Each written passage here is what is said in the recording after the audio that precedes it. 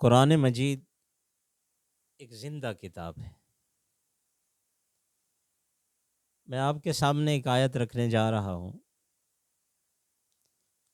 آپ کو محسوس ہوگا کہ اللہ تبارک و تعالی نے یہ آیت اسی مقام، اسی ماحول، اسی سنہریوں کے لیے اتاری تھی۔ اللہ تبارک نے ارشاد فرمایا یا ایھا الذین آمنو، اے وہ لوگ جو کیا لے آئے ہیں؟ ایمان لے آئے۔ ایمان لے آنے کے بعد من یرتد منکم عن دینہ، کہ یہ لوگ اللہ تبارک و تعالی نے ارشاد فرمایا یہ ارتدہ پیچھے ہٹ جائیں گے، مرتد ہو جائیں گے، کس سے؟ ان دین ہی، اپنے دین سے، اپنے دین سے پیچھے ہٹ جائیں گے۔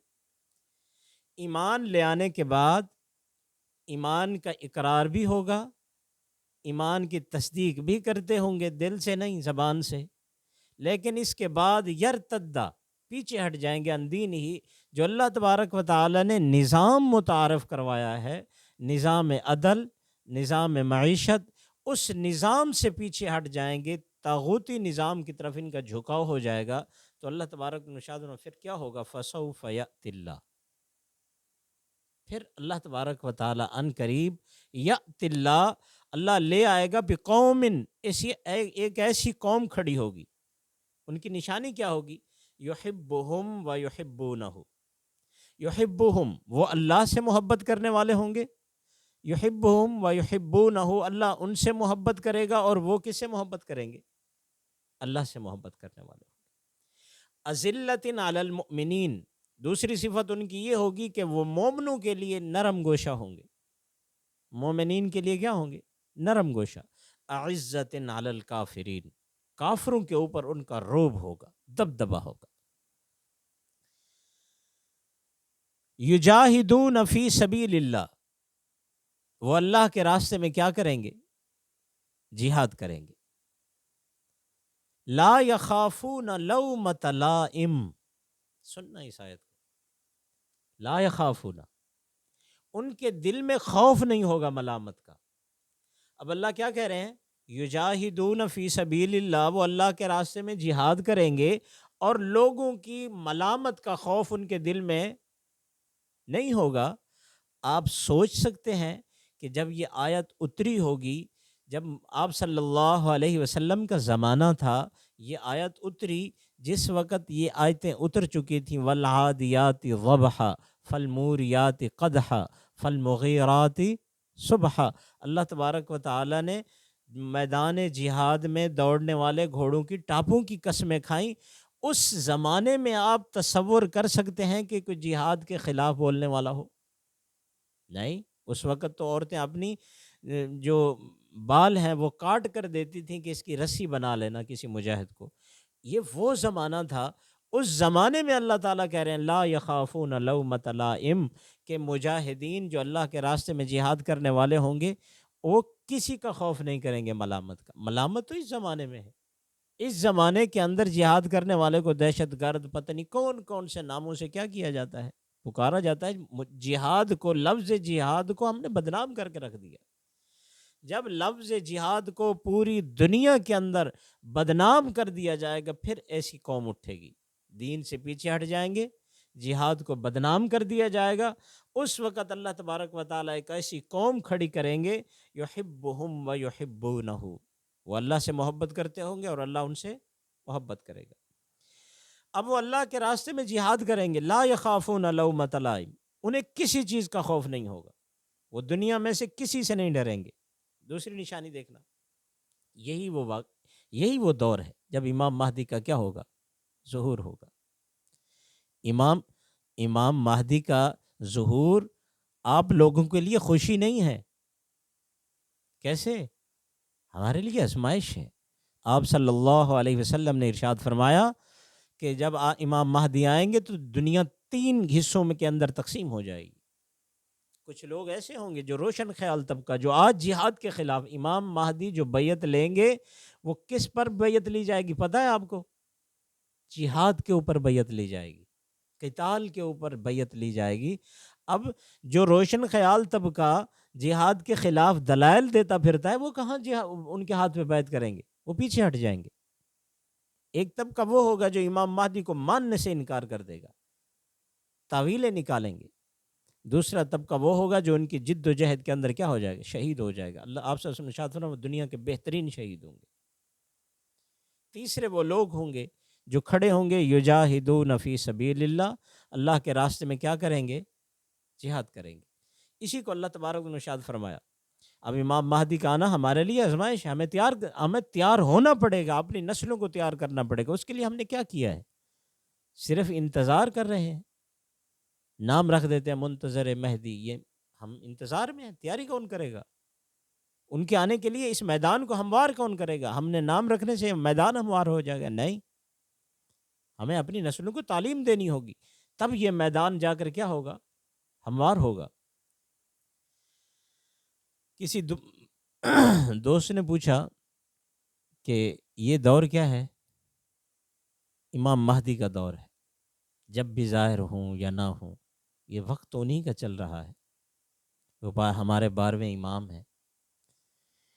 تو میں نے کہا کہ آپ نے ان کے لیے میدان ہموار تو نہیں کیا، آپ تو ابھی پہلے امام کے لیے کیا کر رہے ہیں، میدان کو ہموار کر رہے ہیں۔